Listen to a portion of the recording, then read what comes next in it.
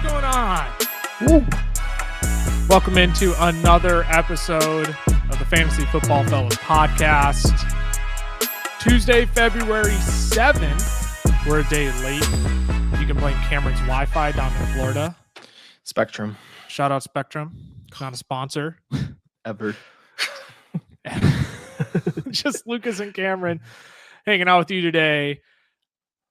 Tyler last week by his lonesome. Of course, the time that Tyler can record, Cameron and I just up and abandoned him. Mm-hmm. He brought you wide receivers 1 through 10 last week. Cameron and I will be breaking down wide receivers 11 through 20 on this episode. We got a great list of names coming up here. I'm at Lucas Wenzel on Twitter, CamLaw FFF for Cameron. FFLs is the main page on Twitter. The FFL is on Instagram, Fantasy Football Fellas on TikTok and YouTube. Before we dive into anything, though, we have a massive announcement. Yes, sir.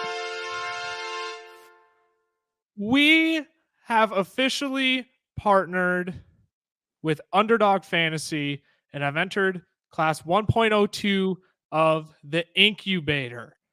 Mm-hmm. Extremely exciting. What this means is that we are now part of an exclusive group of content creators, podcasts, Twitch streamers, YouTubers, TikTok content creators, everything of the sorts. We are now part of an exclusive cohort that is working directly with Underdog Fantasy.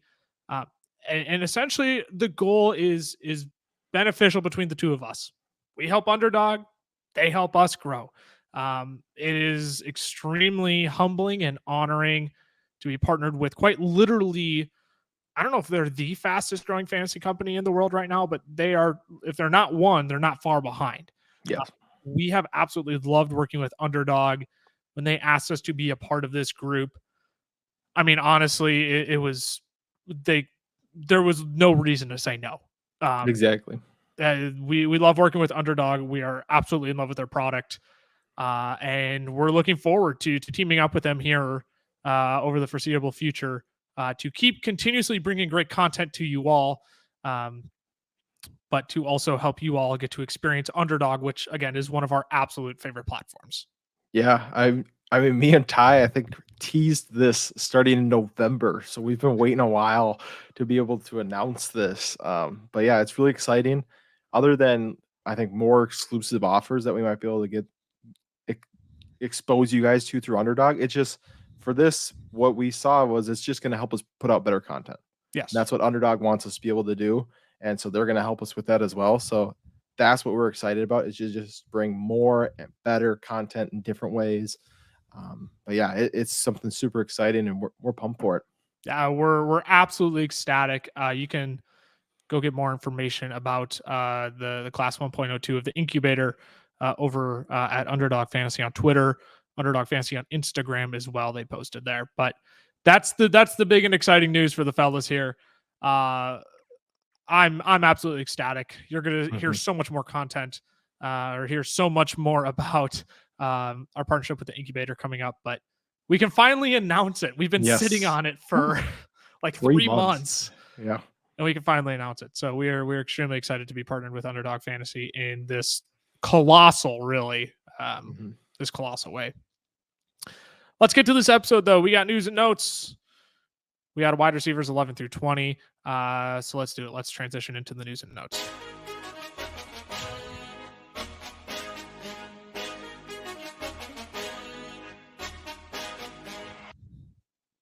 This is probably my favorite piece of news from this past week. Lamar Jackson and the Ravens, they could be up to $100 million apart on guaranteed money. And this is from Jeremy Fowler of ESPN. Could be. I don't know if they are. Jeremy doesn't seem to know if they are. I mean, I get it if they're like, well, we can give you, 130. I believe, what was it, 131 guaranteed is what they offered Lamar up front. I'm sure he's looking for something in the Deshaun Watson range. Yeah. So, ideally, he's probably looking for 230. But we don't know. Maybe it's only 25 million. Maybe it's only $25. I don't know. Could be. Yeah. Could be. I don't know. I still willing to bet Lamar Jackson gets franchise tagged, gets one more full year to work this out with Baltimore. Though I'm starting to see a lot more reports of the New York Jets. I mean, the Jets have always been in pursuit, it seems like. Fun fact, when I Googled to find the exact wording for this news update, or not Google, Twitter, I searched on Twitter for this exact news update.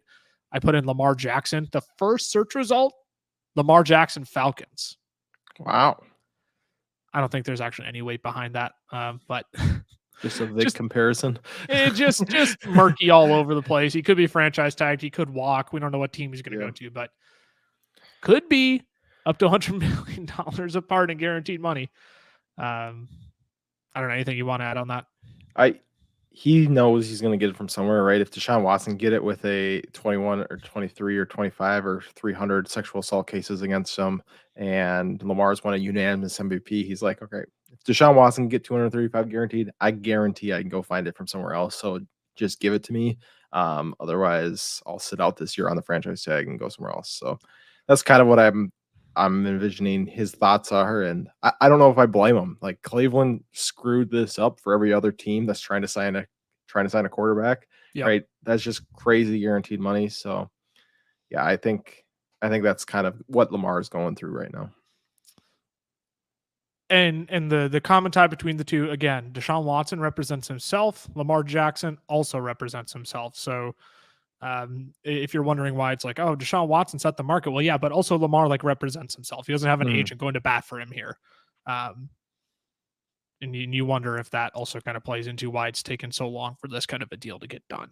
Yeah. Not that Lamar isn't capable of representing himself, but he's got more in his mind than just he's got more. Yes, 100%. And other than getting paid, he's got to win. He's got to rest up. He's got so much more going on than just making sure he gets paid. Yeah. But anyways, that's the big news report as of recent. Clyde Edwards-Helaire, he was activated from the IR. Meanwhile, Mecole Hardman lands on the IR again. We'll see what that means for these running backs in the Super Bowl.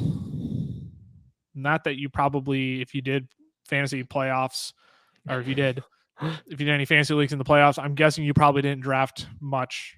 Maybe you drafted a bit of Isaiah Pacheco and a bit of Jerick McKinnon, but you really didn't draft Clyde Edwards-Helaire. We'll see how this impacts either of them, but we'll see CEH in the Super Bowl, and Mecole Hardman we will not be seeing for the rest of the year, aka the Super Bowl. Iro Evero signs with the Panthers. It's their defensive coordinator. That bummed me out for about a whole 2 hours. Yep. As a Vikings fan. Because he was the home run hire. As soon as he left Denver, it's like, oh my gosh, if there's a guy who can fix Minnesota's defense, again, biased Vikings fan, it's going to be Evero. No question. That'd be a home run hire. But it doesn't matter because quite literally, what was it even 2 hours later? 3 hours? 4 hours? I don't even know. I don't even remember if it was the same day. I don't care because Brian Flores signs as the Minnesota Vikings defensive coordinator. And that's a home run for Minnesota that has all the talent in the world. Just could not put it together last year. They went out and they beefed up the D line. They went out and made sure they still got the secondary help they needed. They re-signed Pat Peterson. And they couldn't put it together. Arguably the worst defense in the NFL. Now they get Brian Flores, who's slowly working his way back up the totem pole. And now lands as a defensive coordinator for the Minnesota Vikings, which a phenomenal hire for Minnesota. Definitely is. And for Carolina, I kind of skipped right to Minnesota. But Carolina, Evero, phenomenal hire for Carolina. Are you kidding me? Yeah. JC Horn, my goodness, that man's going to be dangerous. Steve Wilkes, he's interviewing. My goodness, interviewing. He's interviewing for the 49ers defensive coordinator job. Since DeMeco Ryans is now with the Houston Texans, we'll see who ends up as the 49ers DC. They've had a really good history. Yeah, no kidding. Being incredible defensive coordinators that have done incredible work. So that is one to keep an eye on going forth as well. I don't think there's any other news and notes that we missed. I don't know. How much do you want to talk about the Pro Bowl? Not at all? Okay, me either. Yeah. That's about it. Flag football is a little more interesting than the normal game, but I mean, I only watch the highlights of it. I didn't even sit down and watch it. So See Peyton Manning at the end? He was getting yeah, into it, man. yeah. He was peeved. He doesn't want to lose to his brother. I mean, I get that, but like, we just need to have those two go at it every year. Exactly. Those two could be the coaches every year. Yeah. Makes it more interesting. I mean, not Yeah. that much more fun to watch, but they're Just give me the trying. highlights. I'll give Just them give me the that. highlights. They're trying. Uh, Let's take a quick break, and we'll bring it back with the wide receivers 11 through 20 of the 2022 fantasy football season.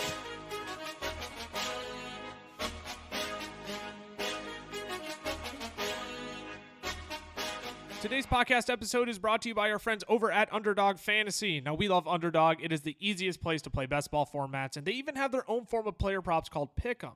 You can make up to 20 times your money on a single night by correlating props together. 2 picks will triple your money, 3 will 6 times it, 4 will 10 times it, and 5 plays that all hit will multiply your entry by 20. You can even place insurance on your picks too, so if only 4 of your 5 props hit, you still get 10 times your entry. And if you use our code FELLAS when signing up, Underdog is going to double your first deposit up to $100. All right, let's dive in to wide receivers 11 through 20 of the 2022 fantasy football season. Want to take a few moments here just to highlight a few names, a few honorable mentions, maybe, if you will. Garrett Wilson, he was outside of the top 20 wide receivers. I mean, he's a guy who's got top 20 upside going into next season. Easily. You should be excited about, especially if they land a guy like Aaron Rodgers. I mean, Garrett Wilson, he's gonna get a bunch of people all hot and bothered going into next year if he gets Aaron Rodgers there. Cooper Kupp obviously did not play most of the second half of the season, and he was top 2 for the first part of the season that he was active in. Obviously, you will be drafting him as a top 5 wide receiver next year. Jerry Jeudy, he got really hot down the stretch. I totally forgot to pull up his numbers. Like I was in love when I traded for Jerry Jeudy. I didn't expect to get what I actually got out of Jerry Jeudy, but he was absolutely crushing it the second half of the season. I'm pulling up his numbers here. Here we go. From week 13 on. Well, here, I'll even include week 7. 16.6, wide receiver 16, 18.3 in week 8, the wide receiver 14. They were on bye. He got injured early on in the Tennessee game. Came back in week 13, played only 38% of the snaps, 10.5 fantasy points. Kansas City, week 14, 33.3, the wide receiver 1, 14.6, wide receiver 24, 17.7, wide receiver 15, 10.8 wide receiver 27, but then wide receiver 3 against the Chargers in week 18. Jerry Jeudy was a top 20 wide receiver very consistently from week 7 on when he was on the field and healthy. So he is a name I don't think a lot of people are going to keep very high going into next season. I'm going to guess he's going to fall in that like 20 to 25 range, and he has top 20 upside, I believe. And then Deebo Samuel as well. Obviously missed tail end of the season, but even so, going into that, I believe he was still outside of the top 20 wide receivers prior to his injury too. Yeah, it was just a disappointing year all around. He averaged like 13 points per game, which he could have, played 17 games, could have fit in here, but you're drafting him as a top 7 wide receiver, right? He was wide receiver 2 last year. You were excited about that upside, and it just never really came to fruition. And now it's going to be even more of a challenge. Where do you slot him in at with the CMC in the mix? You got Ayuk, Trey Lance probably going to be the starter next year. He's going to run the ball, right? There's just a lot of question marks for Deebo Samuel going into next year. So he's going to be one we're going to have to try to probably call our shot on and figure out.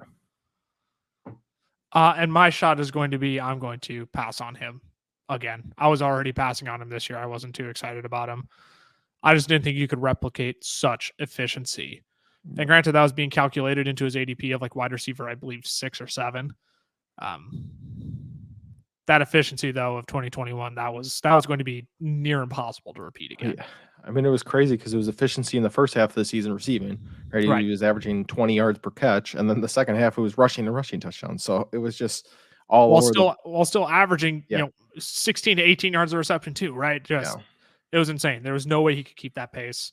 And I feel like the community is going to want to try and shove him up inside of the top 20 he'll probably land like somewhere between 15 and 20 for me, but I'm not going to be excited about him. Yeah, he might feel like kind of like Kittle, a better Yeah. NFL player than an actual fantasy player. Yeah, I'm afraid that's what we're going to be getting to here with Deebo Samuel. But let's actually start talking about wide receivers who were inside the top 20. This is in PPR formats as well. The wide receiver 11 on the year. I can't believe this. Did he really finish as the? Because this includes week 18, doesn't it? Yeah. Mike Evans. Well, I guess he was week 17. He boomed. 77 receptions, 127 targets, 1,100 yards, only 6 touchdowns on the year, which is crazy. 15 fantasy points per game. He did miss 2 games this year, but still finishes as a wide receiver 11. That makes me sick because he didn't finish as the wide receiver 11. Can we just be honest? He didn't. He finished as like the wide receiver 16.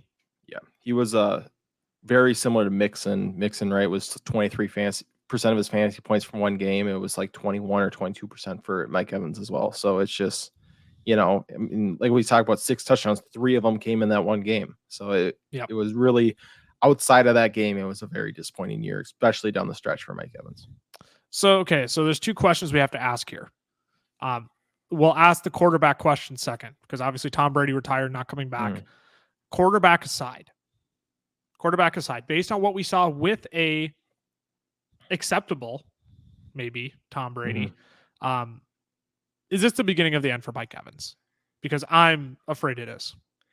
Yeah, it was just such a weird season, right? He had just a couple of big drops where it was walk-in touchdowns that he just missed, that Mike Evans doesn't miss. And him and Brady just looked like they weren't on the same page ever the entire season. There were just so many routes where he looked like he was going to be open, Brady had missed them, or where he should have had it and just missed it. And so, man, I don't know. I think he might end up being a value because people are going to remember getting burned by him next year.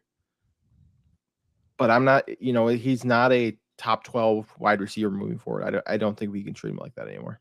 No, we can't treat him like that anymore. And frankly, are there any quarterbacks that would make you want to treat him as such? Because again, no Brady anymore. Yeah. Kyle Trask is the guy there. So Tampa's in the quarterback market. Is there anybody they could go pick up in free agency that might make you more interested in him?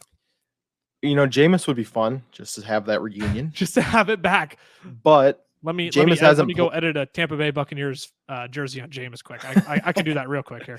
There you go. But Jameis, right, he hasn't played like the Jameis when he was in Tampa Bay the last couple of years. It's been a much more conservative looking Jameis where he's not just hucking the ball at all costs. Maybe a Derek Carr they could bring in a Derek Carr, something like that. But even those guys with Chris Godwin still there, I don't know if it gets me excited enough to go, yes, he's a top 15 lock, right? I think when it comes to this time next year, no matter the quarterback, he's probably going to be on the outside of top 15 looking in. Derek Carr is the only quarterback that you could give me the case that he could turn Mike Evans into top 12 again. And even I'm still not going to buy it. Yeah. He's the closest I'll get, I think. But yeah, obviously the 6 touchdowns from Mike Evans did him in as well. Obviously double-digit touchdowns for previous years. We were all saying this regression was coming eventually, and we were all just a year too early on it. Even though Brady threw the most freaking times in NFL history this year, only 6 touchdowns from Mike Evans. Yeah, it was disappointing. I mean, I just sold him in our Dynasty League. Him, Jamal Williams, late second, late third for Michael Pittman. So it's just, he's pushing 30 now. The cutoff for wide receivers has historically been around 31. So he's getting to that point, and he did not look like the same Mike Evans as last season. No, and I really did like that trade of going out and getting Pittman, who maybe won't be as good as Mike Evans here. Maybe he'll be just as good as Mike Evans now. We'll see. But obviously this year there was a disparity between the two. But Michael Pittman, younger, roughly the same upside, probably has more upside now with no Tom Brady in Tampa. Yeah, I really like that trade that you made. Wide receiver 12 on the year. I'm so sad I didn't have more shares of Tyler Lockett this year. I am I'm so sad because he was going as wide receiver, I believe 42, 43 in drafts this year. It was early 40s. I know that for sure. Around the same range as Christian Kirk, who we'll get to here in a second. 84 receptions, 117 targets, over 1,000 yards, 1,033 to be exact, 9 touchdowns, 15 games, 14.8 fantasy points per game. Again, I feel stupid for questioning Tyler Lockett this year. I don't know. Am I allowed to feel stupid for questioning Tyler Lockett? Like, am I allowed to feel that way? Yeah, it's just we do it every year, right? And obviously, I don't know if I do it every year though, because I've always been a guy who's like Tyler Lockett. Yeah. Like he's gonna be just as good as DK. I was that way last year. Yeah. But like this year was like, no Russ. Mhm. I don't know. I don't want to draft Tyler Lockett top 25. Yeah. It's I mean, just 43 was a value, but people were all over. By the time I had developed most of my teams, I went wide receiver heavy and didn't have much room for Lockett. Sorry, I mean I keep interrupting you, but no, you're good. It's just that's right. We didn't know how good Geno was going to be. If Drew Lock's his quarterback, we saw what happened with Cortland Sutton and Jerry Jeudy the year before. I mean, they were even worse than Cortland Sutton is worse than he was this year with Russ. So right. It was hard to be like get in on either wide receiver. But yeah, he just year after year, the fans community as a whole is like, we can't trust him to be this high. I mean, he's got to be like, if you look at the best 5 years and you're comparing where they finished to draft day value, like he's got to be the best steal year after year, average on out, because he's always top 15 and he's always drafted outside the top 15. Nobody drafts him where he's actually going to go. And he just continues to put up numbers. Where are you drafting him next year? Because I'm done doubting Tyler Lockett. Yeah. If Geno's still the quarterback, like I'm still optimistic on Tyler Lockett. Then where are you thinking about drafting Tyler Lockett next year? Then he's got to be like top 18 for sure. It's just the thing about Tyler Lockett is he doesn't get you excited. Like a No. looking. I mean, even like we were talking about Michael Pittman earlier, like a Michael Pittman. Right, we look at Michael Pittman and go, man, the upside. You get that guy wide receiver, or get that guy a quarterback. He could score 10 plus touchdowns. Well, so can Tyler Lockett. He just, it's just the perception of who Tyler Lockett is, and he's had this perception of so long of being such a like up and down, boom bust week kind of guy. But man, I think no matter where he goes, he's going to end up being a value. I don't think people are going to draft him high enough where you shouldn't be taking him. I think that's what we got to remember. Right. People are not going to be drafting Tyler Lockett as the wide receiver 15 or higher next year. I would be shocked if he's 20 or higher next year. Yeah, I think I would be too. I would be shocked if he's definitely top 15. Mm-hmm. If he's if he's drafted as the wide receiver 20, I might be able to wrap my head around that a little bit more. But nobody's going to draft Tyler Lockett as this guy, even though he's been a top 15 guy for the past 3 years. Yeah, it might even be more than that. It might even be more than that. You want to double check me on that quick? Because I know Tyler Lockett has been insanely good. He's been insanely good, and there was legitimate reason to question him because we had no clue who the freaking quarterback was. Mm-hmm. But Geno played incredible. And this just goes to show too, Tyler Lockett and DK Metcalf are also just really, really good NFL wide receivers. Yeah. So he's gone 2018, he was wide receiver 17, 2019, wide receiver 13, 2020, wide receiver 8, 2021, wide receiver 15, and 2022, wide receiver 13. Yeah. So he's been 4 years in a row and top 17, 5 of the last 5 years. It's just, he's exactly what you're going to ask for a guy who's going to be a draft day value. Enough said. T. Higgins. He was the wide receiver 13 this year. And by the way, all these are in PPR. Mm-hmm. We recognize there's people who may do recaps in half PPR. We're looking at this from a full PPR perspective.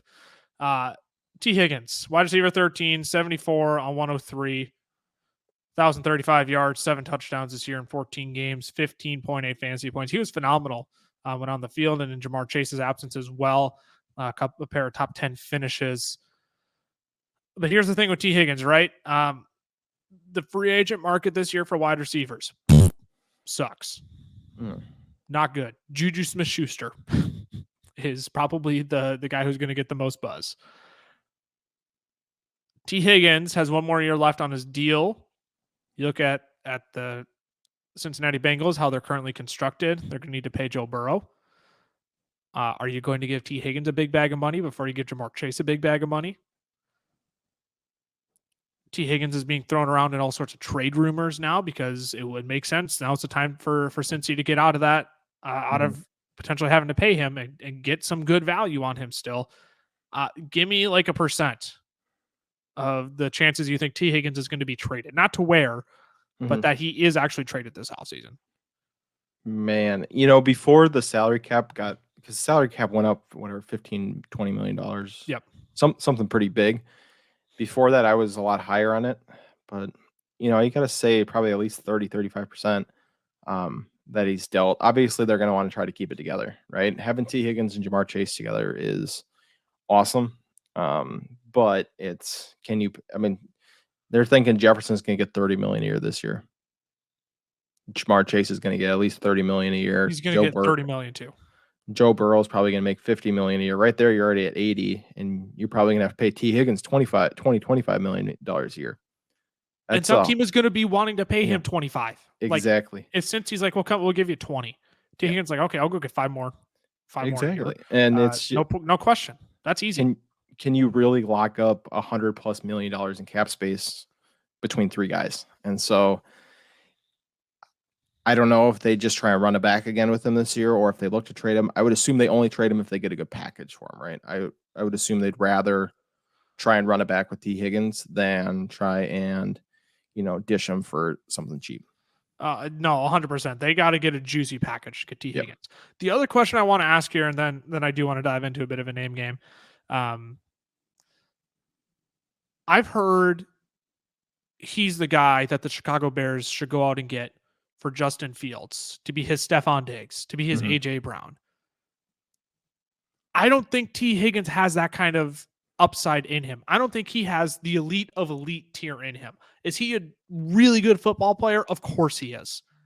But do you think he actually elevates if the Chicago Bears were to go out and trade for him? Do you think he has that in him to all of a sudden elevate Justin Fields, but also like if Justin Fields can take T. Higgins up to this notch of being, a top 8 guy in the NFL?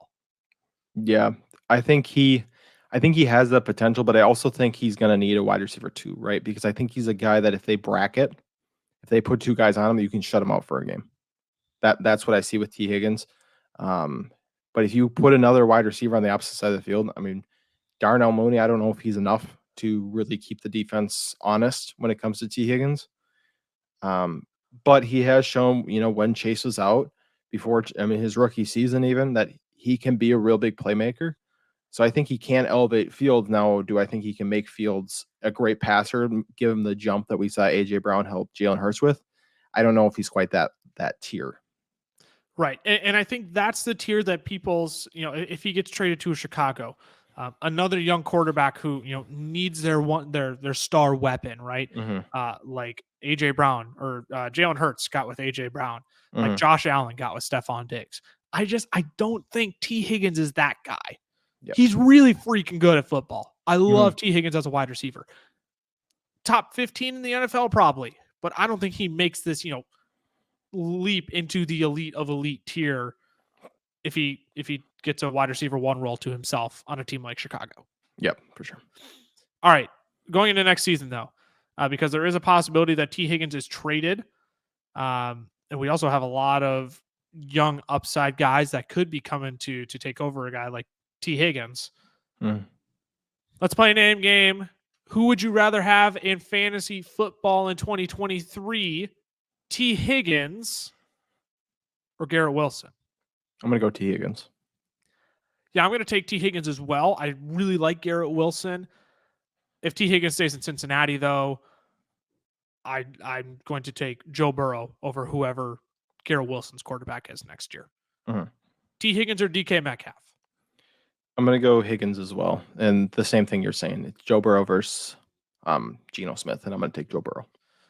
I would agree, though. I think we do. We'll get to this shortly. I do think DK Metcalf could see an uptick in touchdowns again next year.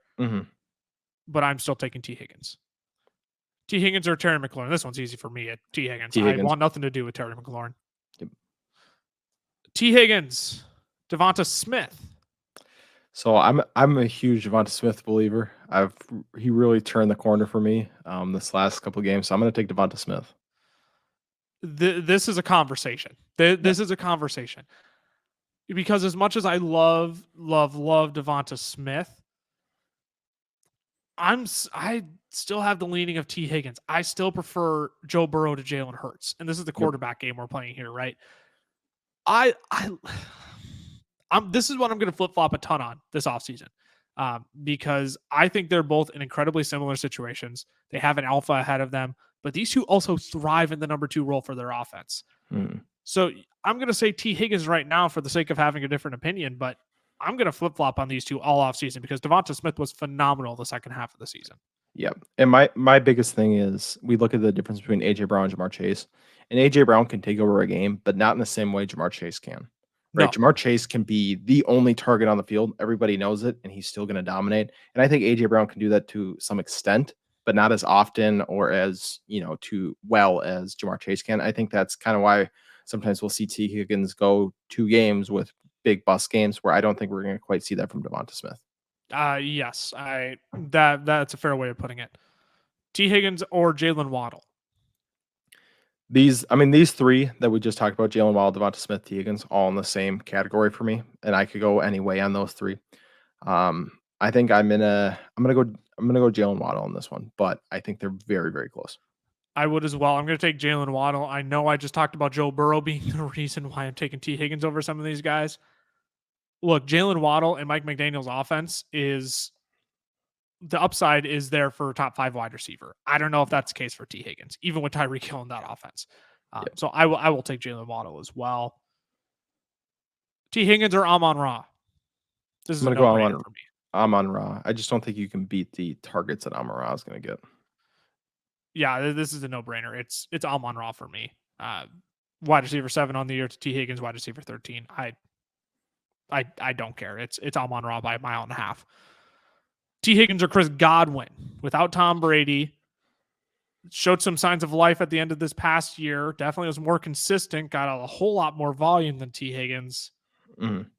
But situation-wise, I'm still going T. Higgins.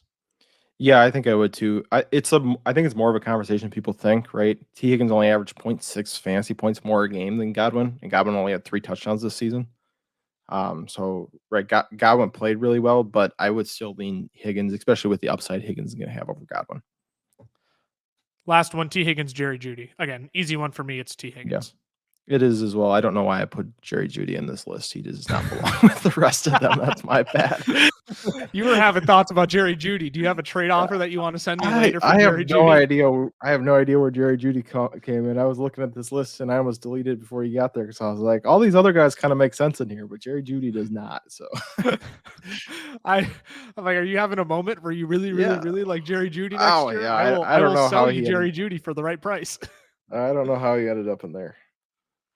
Let's keep it moving here. We have a few more wide receivers we need to cover here. Christian Kirk, he was the wide receiver 14 this year. Give me a sec, and I'll just let you explain to the viewers.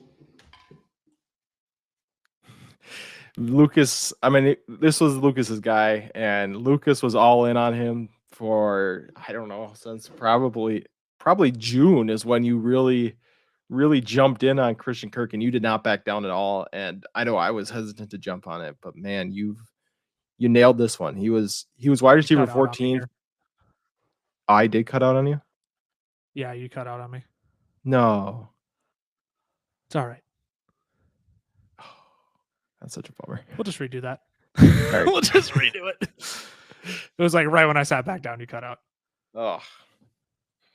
We'll mark that 34 minutes. All right, let me write that in my phone quick. Yeah, no, you're good. I know. I'm like, I sat back down. I'm like, okay, I can hear him. Oh wait, no, I can't. Alrighty.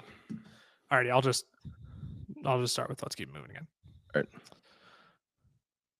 All right, let's keep it moving here. Wide receiver 14 on the year, Christian Kirk.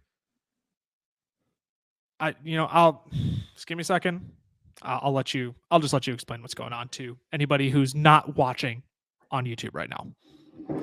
Well, Lucas is taking his victory lap quick. This was his guy. He called it back in June. He was dead on about him. I mean, Christian Kirk's drafted in the wide receiver 40 range, and he finishes the wide receiver 14. Had a little bit of a slower go of it at the end of the year, but I don't man, care. he still had a great start. And if you drafted him, he was a huge help to your team. No matter what you think about, couple lower games, putting up over 1,000 yards, 80 plus receptions, 8 touchdowns. You could not ask for more from Christian Kirk for this season. BRB, give me another second here, because I'm about to go back and find the date of the video that I posted. This was one of my first takes of the offseason. Yeah. I hitched my wagon to Christian Kirk probably too early. And I just wrote it the entire offseason. I had no regrets whatsoever. I'm getting there. I'm still scrolling, but Christian Kirk, he was everything and more you could have asked for this year with where you got him. I know Tyler Lockett was technically the better value, finished higher in PPR formats. But man, Christian Kirk was just as good. He was just as good as Tyler Lockett. Yeah, and he filled that role just like you said, slot guy in an RPO offense, and he crushed it. He looked good, and he looked like Trevor Lawrence's favorite target, especially in the beginning of the season. Obviously, be interesting going into next year with the addition of Ridley. But yeah, everyone punked the Jaguars for the signing of Christian. Yeah. $18 million. How could you do that? Well, you put him in a role that he can succeed in, and look what he did. It was really impressive. June 2nd. Here's your proof. The best kept secret in all of fantasy football. There you go. June 2nd. Gotta love it. I'm still so proud of that. I am never going to forget that I made that call that early in the offseason, and here I am. Victory lapping the crap out of it. Here's the thing about Christian Kirk, though. You brought up Calvin Ridley. Coming back down to earth a little bit here. Mm-hmm. Christian Kirk is going to be exactly like Tyler Lockett, I think, this offseason. Nobody's going to draft him as a top 15 wide receiver next year. I'm going to be surprised if Christian Kirk goes top 20. Yeah, he might be a guy that falls outside top 25. And I'm going to be all over him because I'm learning my lesson. If a dude doesn't play football for a year, a year plus, it's been a year and a half for Calvin Ridley. It'll be almost 2 years. Mm-hmm. I don't want to trust that dude and think he's just going to overtake Christian Kirk. Yeah, Calvin Ridley's really good. He was really, really good before he got suspended. Mm-hmm. I don't think he just walks in as just like, all right, Christian Kirk, punk, wide receiver 2 now. I think you get Ridley on the outside. You get Christian Kirk, who lived in the slot this year, thrived in the slot this year. I'm not going to sit here and predict Christian Kirk as a top 15 wide receiver right now.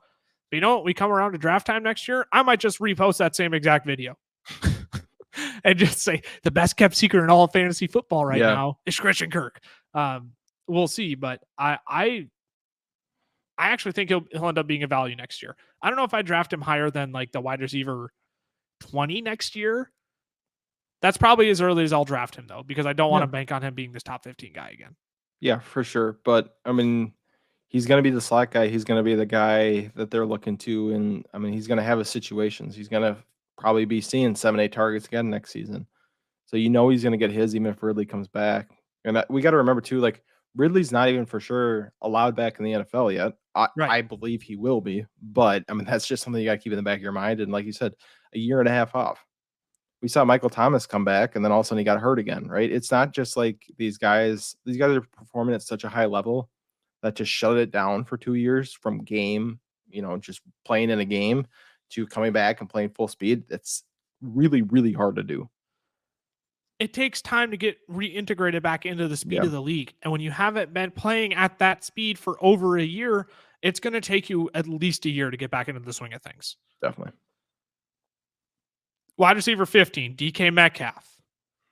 141 targets. You'd love to see that volume. 90 receptions, 1,048 yards.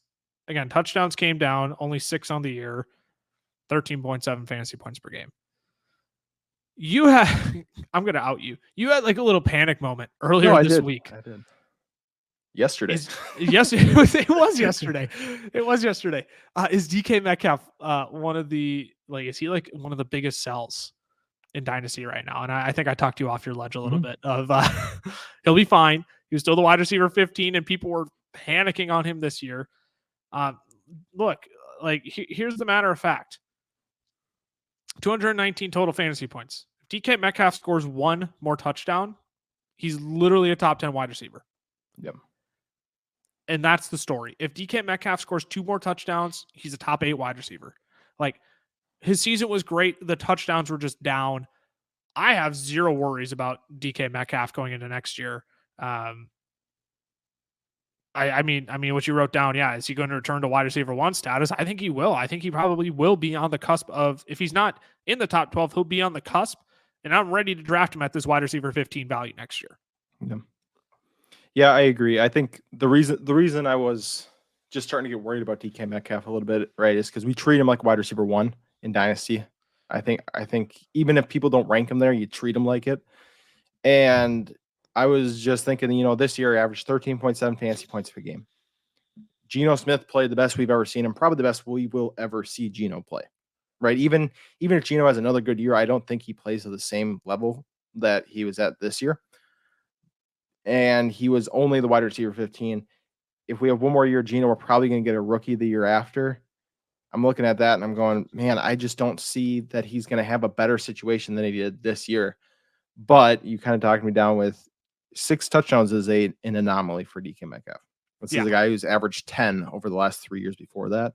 So, right, if he hits 10, like you said, I mean, all of a sudden we're looking at a guy who's pushing top 7, top 6 wide receivers. So the touchdowns, the targets will continue to come. This was the lowest yards per reception he's ever had in his career. You got to think that probably goes back up. They're going to try to look for him deep again, try to look him in the red zone. I don't think Tyler Lockett has more touchdowns than him again next year. So, yeah, I do think if he's falls it back to this top 15 wide receivers, he's going to be a value. And Lucas talked me off of that edge, and I'm all back in on the DK Metcalf train. And I think I've made myself far more of a DK Metcalf believer too, just by sitting down and actually digging through DK's numbers here over the past week or so.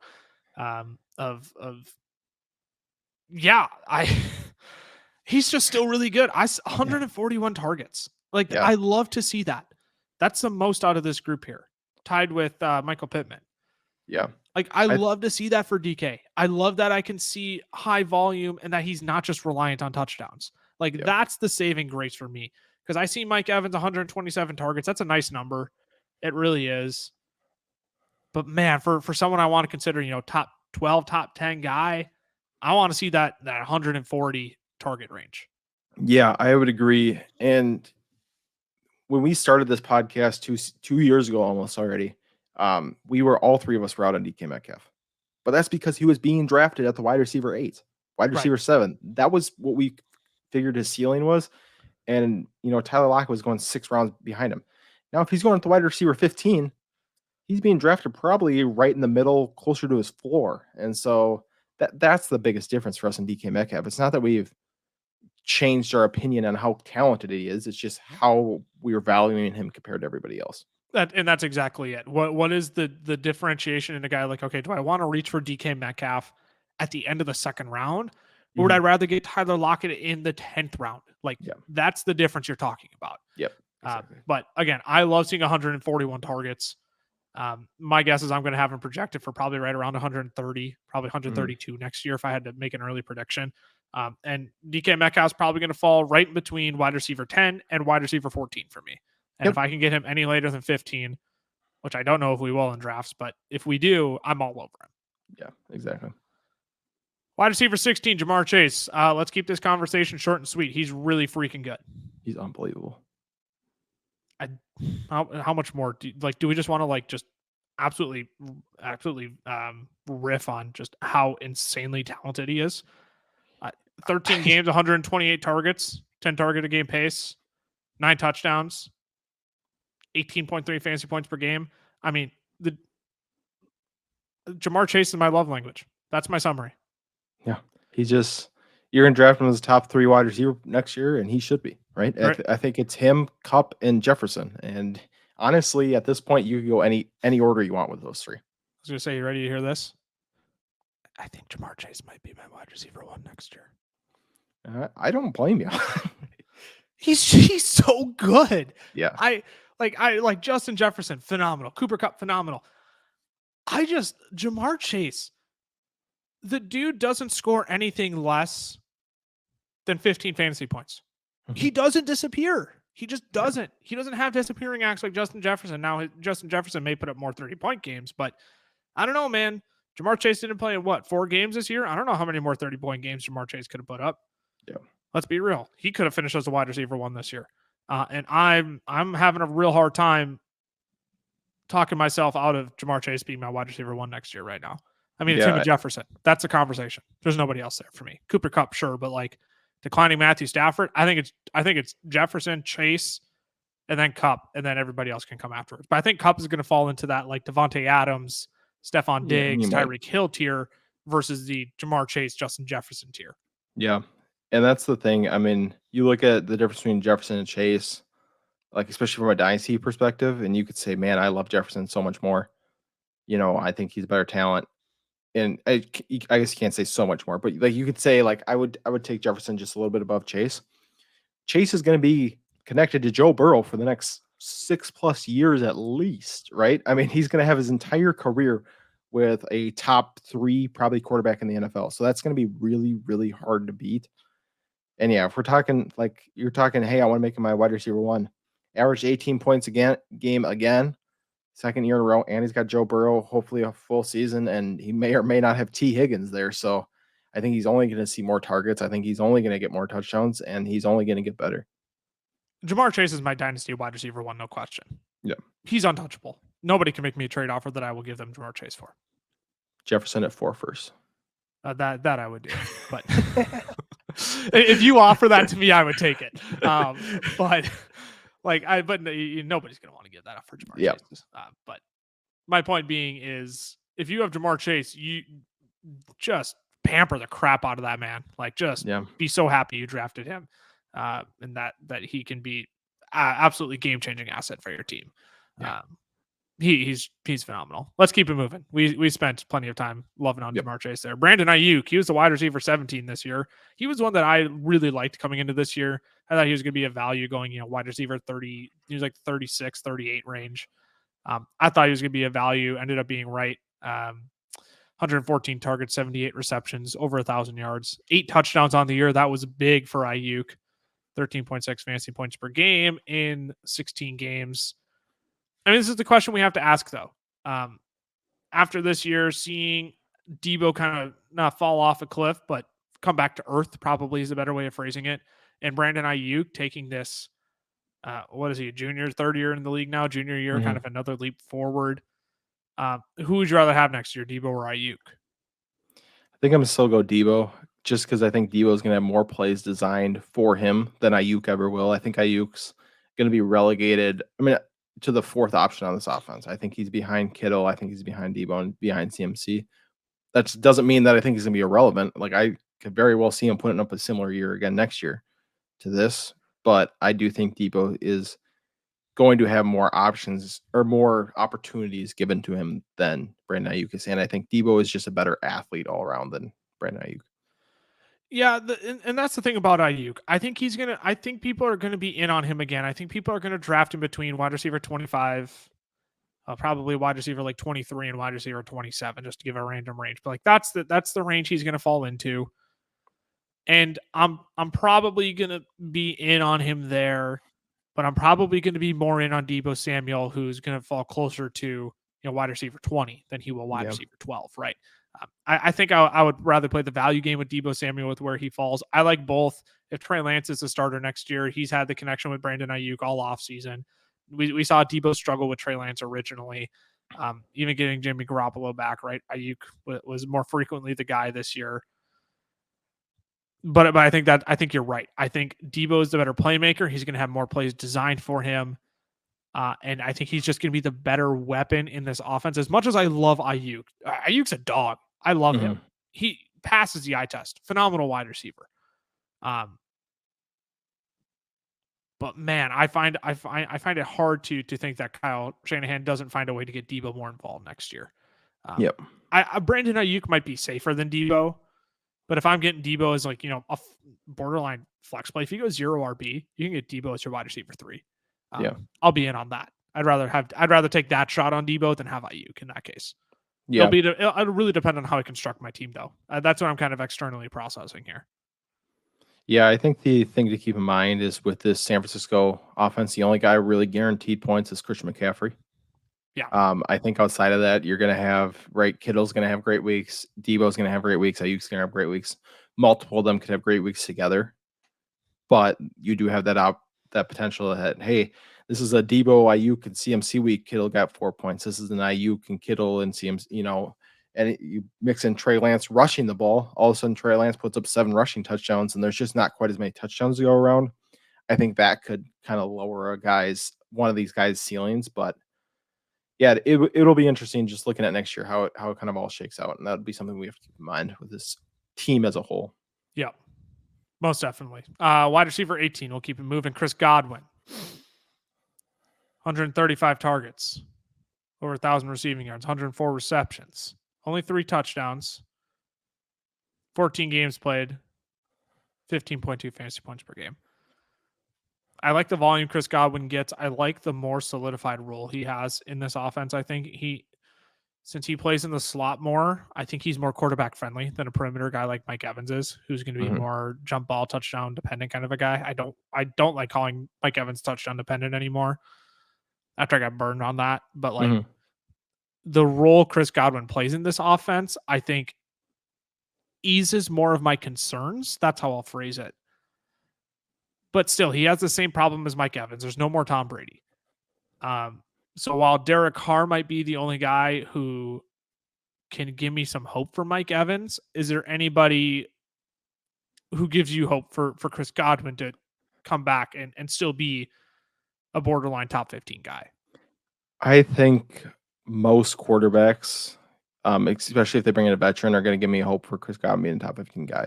Just because, like you said, he can play in the slot. With Jameis, he averaged almost 16 yards per catch this year. With Brady, he averaged around 10. So he can do it all. He can go all over the field. He's a guy who catches everything. Brady said he's probably got the best hands of anyone he's ever played with. For Tom Brady to say that, that's a pretty big compliment. And I mean, he had 104 receptions this year, 1,000 yards. If he doesn't have 3 touchdowns, right, we're talking about a guy who he puts up 6 or 7 in only 14 games. He could have been a top 10 wide receiver. So he's got enough skill and he can play in so many different ways and do so many different things that I think that as long as they aren't trusting Kyle Trask, I'm probably going to be in on him as a top 15 option. They could bring in somebody like Jimmy Garoppolo and I'd be in on Chris Godwin. Yeah. I honestly think like Tampa Bay is a sneaky fit for Jimmy Garoppolo. Everyone keeps saying like Indy, Vegas. I don't know. I think Tampa's going to be in the market. Yeah. I think they'll be in the market for a guy like Garoppolo, and Garoppolo would give me plenty of hope for Chris Godwin. Definitely. We saw what Debo did with Garoppolo in 2020. Granted, a whole different offense, whole different scheme. Don't get me wrong. I'm not saying Chris Godwin's the next Debo. Don't hear what I'm not saying, but like Jimmy can help produce high level fantasy wide receivers. And I don't think Godwin gets back to this like top 12 value, but I think he's more likely to get back to that spot than Mike Evans is, just because there's more opportunity for him to more flexibility, I think is probably the better word for him to, because of quarterback situation, because of the role he plays in that offense and the volume he receives. Yeah, I think right now I just did it in a different league, but I think right now, especially in Dynasty, is the time to buy Chris Godwin. Oh, 100%. I think people are really panicking. Man, they got no quarterback. What's going to happen? I mean, a guy like Chris Godwin is not just going to go away. He's a possession receiver. So, and even if they have Trask for this year, it's either going to work out and they're going to move another quarterback next year, or Trask is going to play well. So, I think as far as Dynasty goes, I'm buying Chris Godwin, and it's his first year back from an ACL injury. Like, it's not like Chris Godwin was perfectly healthy at the beginning of the year, right? He missed a couple of games at the beginning of the year because of his ACL. So, I'm all in on Chris Godwin moving forward. Let's talk about your friend Jerry Jeudy. Chris Godwin, would you trade Chris Godwin for would you trade Jerry Jeudy for Chris Godwin in Dynasty? What's the likelihood that goes through, and would you do it? I personally would, and I think it definitely could. You're thinking Jerry Judy. I don't remember. I think Chris Godwin's 3 years older than him. Judy's So it's not, 23. and I think Godwin's 26. So it's not a huge, jump in age. And I trust Chris Godwin more. Godwin's been doing it at a higher level for longer than Jerry Judy. And Jerry Judy, right? He had a good stretch. And there's a lot to like about Jerry Judy going forward, but it was just a good stretch. It wasn't even a good full season, right? It was like 7 weeks. Right. So I personally would trade Judy for Chris Godwin, but that's kind of calling your shot on Jerry Judy. If Jerry Judy keeps this up, right, then you probably would rather have Jerry Judy connected to Russell Wilson with Sean Payton as the OC or Right. as the head coach. Right. And that's exactly, that was going to be my counterpoint is I think that's a sneaky fair trade. It might not look like it to the Chris Godwin manager who thinks they can probably milk more out of Godwin, but like Judy now attached to Sean Payton, who I think will turn this Denver Broncos team around and help improve this offense. Younger than Chris Godwin again by 3 years. Judy is still insanely young. He came out of the 2020 draft incredibly young. And again, Chris Godwin, the better producer, but Judy with more youth and arguably maybe a more dynamic, or not dynamic, maybe a better offense next year. That again, that's a call your shot on Judy, but I think that's like if you're looking to buy Chris Godwin, that's where I'm starting. Yeah, that's probably where you have to start negotiating from, and then you can throw in picks and other players to balance things out. But like, I think that's the perspective you have to take. Is I'm not going all in on Chris Godwin, but I'm willing to move some pieces that might have a few more question marks, but also might have a few more upsides than Godwin too. Yeah, 100%. I'm just going to combine these last two because they're so insanely similar. Yep. Not from a statistical perspective, but in terms of obviously where they finish back to back, but like their outlook for next year as well. Terry McLaurin was the wide receiver 19, 74 receptions on 114 targets, over 1,100 yards, only 5 touchdowns on the year, 13.3 fantasy points. We warned everybody to stay away from Terry McLaurin as a top 15 guy, yet he was going as the wide receiver 14, I believe, in most drafts. Barely cracks the top 20 again this year. I just don't know if Terry has the making in the offense and the system to be a top 12 wide receiver ever. I don't know. Is there anything that can happen this offseason? Well, let me rope Michael Pittman in here too, because he's in the same boat. All the talent in the world. 141 targets this year. Didn't even crack 1,000 yards though. This is the disparity. Jerry Judy almost saw 6 more yards per reception than Michael Terry Pittman McLaurin. this year. What did I say? Jerry Judy. I meant Terry McLaurin. Guy, you got Jerry Judy all up in my head now. Terry McLaurin, almost 6 more yards a reception than Michael Pittman this year, which is insane. Both only scored 4 or 5 touchdowns. Michael Pittman did have more fantasy points per game, played 1 less game than Terry McLaurin. But again, for either of these guys, what's the situation that they have to be in to be considered these top 12, top 15? I'll even say I'll stretch it to top 15. What do they have to do to be top 15? Because Terry McLaurin hasn't done that yet. I think they could both definitely finish right around the top 15 with an average quarterback, right? If they both brought in a Jimmy Garoppolo, I think they could both hit that range. For Terry, it's going to come down to touchdowns. It's going to come down to how much is Jahan Dotson improving, right? If Jahan Dotson really takes over a wide receiver 2 role, I don't think we're ever going to see a Terry McLaurin hit 140 targets like Michael Pittman. I just don't think that's going to happen. For Pittman, it's going to come down to, can he have a quarterback who can throw the ball over 5 yards down the field? Because he 2 years in a row, he's had 128, now 141 targets. He's proved that he can be a target hog. We know he can go up and get the ball, right? I mean, he's a huge guy, so you would think touchdowns got to improve, right? That was kind of our thing of Michael Pittman this year was, hey, he's going to get touchdowns. He's huge in the red zone. No, he got 4. So you got to think those go up. I think they're just different wide receivers. I could see them both finishing top 15. If I had to pick one that I like more going forward, I'm going to pick Michael Pittman, just because I think the volume is going to be there for Pittman as opposed to McLaurin. But I don't know if there's a quarterback that's going to come in to make them feel like a top 12 lock. Jimmy Garoppolo is for Michael Pittman only. I think I could see that happening where he's top 15. I don't think he does it for Terry. Jimmy just doesn't throw enough touchdowns. That's the thing, because Terry doesn't get the volume. And again, you look at Jahan Dotson, who is going to continue improving. Is Curtis Samuel's on the last year of his deal, isn't he? Mm-hmm. Yeah, so he may be gone. But if Jahan Dotson continues to step up, that's another threat in that offense. I think that team actually wants to run the ball more than they want to throw the football. Let's be honest. They do. Brian Robinson is going to be. Well, we can talk about Brian Robinson eventually. I don't want to plant any flags on him, but he's kind of scary. But if it's going to be a guy who I think makes that leap before the other, I think it's going to be Michael Pittman. And if it's a guy like Jimmy, I think Michael Pittman is more likely to make that leap than Terry McLaurin is.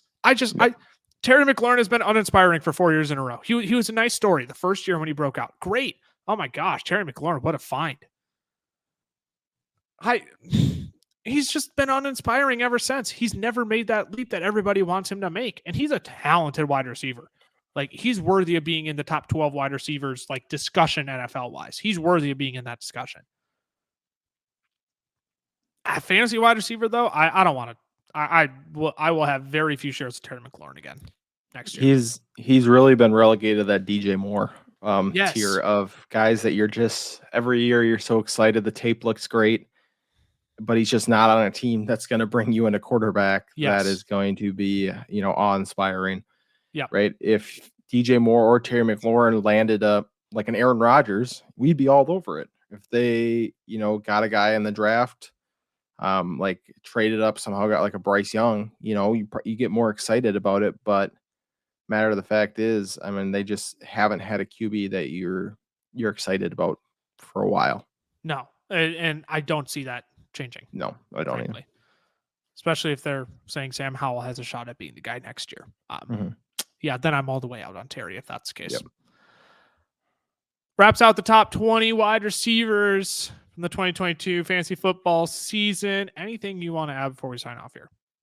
I just think like Brady retiring is such a good reminder of buy low on news, sell high on news. Something like that happens. People get so reactionary so quick. Yep. If you can stay level headed, like and pot Chris Godwin right away, I got him for Miles Sanders in a fourth. I feel like that's a pretty good deal for a guy who's running back who's gonna be a free agent. So, just stuff like that if you can pounce on that news right away in this offseason, it can work out pretty well for you. I echo both of those sentiments. Here's my last word. We're partnered with Underdog. I will emphasize that again. Oh, I hit play and then I paused it. Nope, that's still the wrong transition. I'm going to quit while I'm ahead. Wait, I hit the right button. That was weird. That was very weird. Okay. We're partnered with Underdog. Promo code FELLAS gets you an instant match on your first deposit up to $100. We are thrilled to be part of the incubator. I will reemphasize that again. We are thrilled to be working with a company like Underdog. They've been nothing but good to us, and we're happy to continue partnering with them in now an even bigger way. So again, if you want to support the podcast, support Underdog as well. Promo code FELLAS over on their app. 100% match on your first deposit up to $100. I'm at Lucas Wenzel on Twitter, CamLaw FFF for Cameron, FF Fellas for the Fellas page, the FF Fellas on Instagram, Fantasy Football Fellas, TikTok, and YouTube. We're bringing content all year long, quite literally 5 days a week. There's something coming out. So if you're not following any of our pages there, make sure you are, because we're still talking fantasy. We're talking NFL. We're talking fantasy impacts of NFL stuff, literally all off season long. We're getting into dynasty content. Yes, sir. Is that next week we start that? I think so. Next week, we're diving in on dynasty content. We're going to start doing some dynasty rankings, some breaking down on why we have players ranked where, moves you can make this offseason in dynasty formats. But we're going to start turning a corner here, start implementing more dynasty content. And we are very, very excited to start turning that corner here. So with that being said, Tyler, I miss you still. You got to get back on a pod, man. It's got to be soon. Yep. For now, Two Stooges being dudes, Fantasy Football Fellas. We will see you all later this week for the top 10 tight ends of the fantasy football season from 2022. Until then, deuces. Deuces.